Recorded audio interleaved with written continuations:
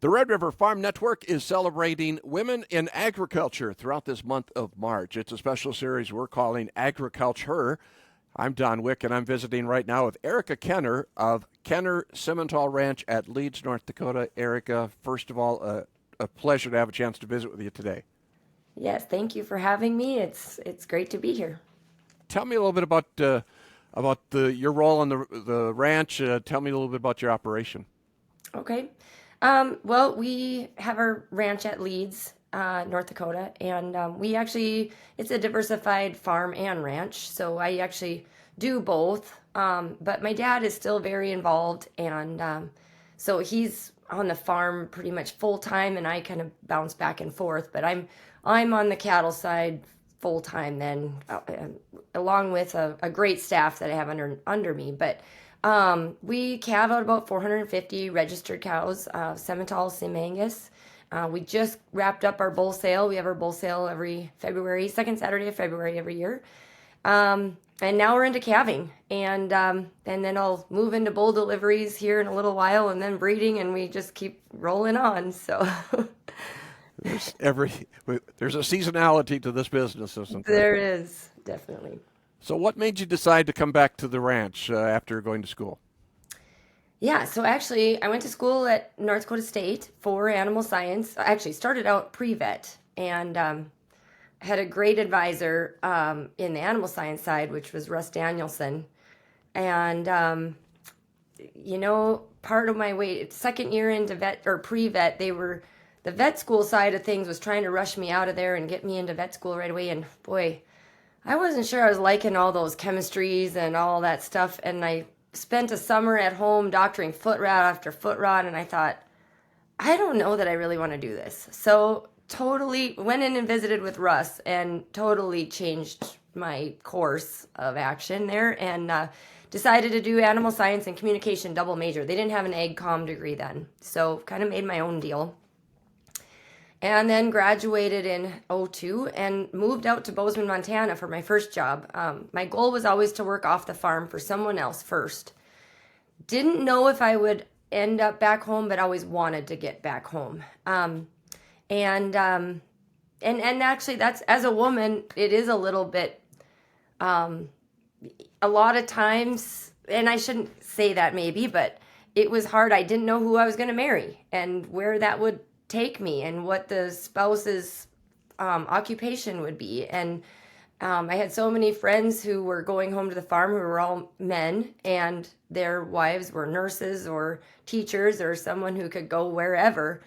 But if I was going back to the farm, whoever I married had to come back with me and be able to work in Leeds, North Dakota. So that was always just on my mind. Like, I didn't know if I would get back here. So went out to Bozeman, Montana, worked for American Simmental Association for 5 years. Worked between the association side and the magazine, and so was able to use all of my majors very, very well, and got a ton of experience. And then my dad decided he wanted to expand the cow numbers here. At that point, we were around 200 head, 250 head. Wanted to expand that side and asked if I would come home to do that. So that's when I moved home. So that was in 2007, and I've been here ever since. That had to be a big leap, I'm guessing. It was a big leap, a big change. Went from working with academia people, PhDs, in an office, still able to get out and visit with ranchers and things like that, but was always, it was just different moving home, and then also trying to find my spot in the farm again, because everybody here had their jobs, and there was a little uneasiness there at first too, going, well, what are you going to do here? Are you going to take my job away or not? And so you had to work into that a little easily, little at a time, and now it's worked out very well. We all get along well here, and I've definitely got my plate full, so I've got a lot of responsibilities here, and so does everybody else. So I didn't take anybody's job. So, what's an average day like for you, if there is such a thing? Oh, it's always different. Recently it's changed a little bit. I used to definitely be more day to day out. Right now, I would have been more day to day out with the cattle. but I have a little girl at home. I just had a little girl last year, so she's 14 months old now. And I Congratulations. used to do the night calving duty, all calving, which I loved. I just, I'd go out there at 9, 10 o'clock at night and stay till 6 in the morning and then sleep during the day. So right now I would have been doing that, and I had to, I had to find somebody else to fill that void because my husband actually doesn't live at home. He lives up where he works during the week and is only home on the weekends. So I am the only one home. I can't leave at night anymore. So that has changed a little bit. But a lot of times I end up in the office, especially right now. We're still finishing up sales stuff. And so I do all the data work, all the communication with the customers, and that keeps me in the office at this time of the year. The rest of the year, I am out working the cattle or checking pastures or kind of wherever they need me. I can run the feed wagon if I need to. I jump in there when needed.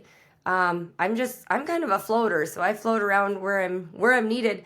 And then during harvest, I'm always on the harvest crew. So again, I can truck or I can drive the combine or grain cart, whatever's needed. Usually I'm in the truck. That's kind of my preference. I like doing that. Yeah, it's never the same day twice. So, I think we always talk about that life work family balance. How tough is it to achieve that, particularly as a new mother? yeah, that's been huge. And luckily, I was able to find someone in our town which is amazing because our town is only 400 people, but I found an amazing person who can come in and take care of my daughter during the day. Because a lot of times, like when bull deliveries start, I'll start my day at sometimes 5, 6 in the morning, and daycare hours start about 7:30. And daycare hours end at 5:30, and that's usually not my end of the day either. So, luckily, I have someone who's in the house all every day for me. She doesn't stay with us, so I'm there by myself at night. But I definitely try to make it home earlier. I used to work in my office till 9 p.m. every night and just work, work, work. But I've definitely had to figure out other ways of getting things done. I've had to delegate more.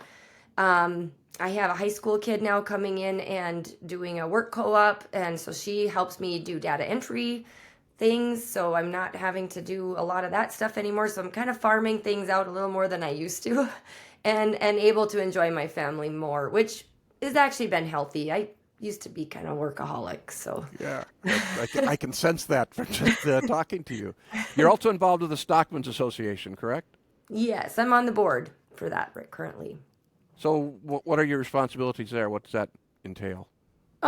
Well, there's some committee work throughout the year, but otherwise it's four board meetings throughout the year, which are full days. But the Stockman's board is pretty busy. We have it's a diverse. We cover a lot of things. Not only are we the policy, we're at the legislature trying to work on policy for the cattle industry, but we're also doing things like military appreciation days at the state fair, and Yeah. hosting all sorts of different events throughout the year. And so the board is got 24 members on it. So luckily, I mean, that's tough when you're in a board room with that many board members, but throughout the year with all the different events that we cover, it's actually kind of nice. We can, if somebody's not available to do one thing, you can catch up and do something else later and kind of put your time in. So really, it kind of depends on how busy you are and what events you can make it to. Every board member is definitely not attending everything all throughout the year, but yeah, a wide array of different activities that we do for the beef industry for North Dakota, and it's a great organization to be a part of. What do you enjoy most about that? Well, for me, actually, one thing I really enjoy is the policy side. I really enjoy having a say and in the policies that are going to affect us, the laws that are going to affect us in our industry, and kind of keeping tabs on that and kind of keeping our voice out there. That's a part I really enjoy. But all of it's pretty gratifying. I mean, the Military Appreciation Day also is just a fun event. It's pretty awesome to thank those who've served for us also. North Dakota's an interesting state when it comes to policy. We know our lawmakers on a first name basis in many cases. It's easy to have that connection. Are there certain things you enjoy most about policy and getting involved in that arena? Certain things I enjoy about policy. Why are you involved in why is that a hot button for you? Well, I guess so. I was always interested in it, even in high school and things, but kind of took a little hiatus from it for a while, and then actually ended up on an NCBA trip to Washington D.C. Well, actually, we went all over the country. It was the Young Cattlemen's Conference. But when we got to DC and I started seeing all of these bills that were negatively affecting agriculture, especially the animal agriculture industry, because we have such a disconnect between a lot of these other states with how their lawmakers going to DC are not rural anymore, and we need to really be involved and tell our story and kind of keep tabs on what's coming up, because sometimes there's things slipped into those bills that really can be detrimental. And that was eye-opening for me, and when I came home from that trip I decided that is something I really really need to make sure I'm being a part of and helping where I can, I guess. And it does take a lot of time. There's meetings, you got to keep reading on things, you got to keep in the know with what's going on. But in North Dakota, it does tend to be more of a Republican state, so it's being a part. I did join the Republican Party and got involved there, and now know so many of those legislators, and like you said, a lot of them it's first name basis. I was so amazed the first year I went to a Republican convention. I thought, wow, everybody's just walking around here like they're just anybody, and you can reach out to them and talk to them about any policy you want, and it was very it actually made me feel really great to be from a state like that. They are very accessible and wanting to listen. So it seems to me that in agriculture, there's amongst the general public, there's a lot of misunderstanding, and when there's misunderstanding, there's maybe a lack of trust. How can we change that? What's your view on that? Oh, that is a big question. Yeah, the lack of trust, it's really it's been perplexing to me.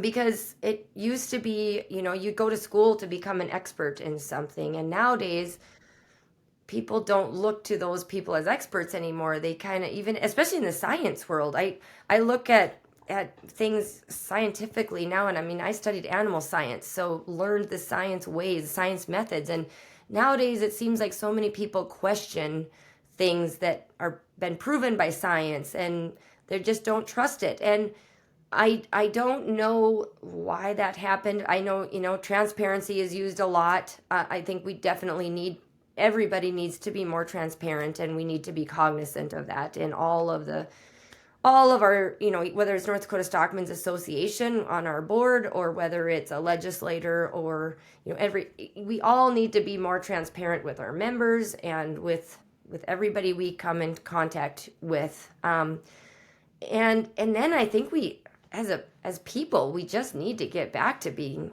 more trusting. I guess I don't know how we do that exactly, but because it's kind of dangerous right now, I believe. Yeah, it's a very much a divisive type of society, where I would have to say. Yes. Who are some of your role models? Who have been influences in your life, Erica? Oh boy, role models. Well, definitely my grandfather and my father were definitely big role models for me growing up. Um, and the reason that I'm farming here my grandpa's no longer here, but he was a big part of my life while he was, and my dad is now. But other people along the way, I was a state FFA officer. My state advisor was Joel Janke. huge mentor at that point in my life. I already talked about my college advisor, Russ Danielson. He was a huge, huge mentor in my life. And even my meets coach back then, Paul Berg, he was at NDSU. He was a great mentor to me.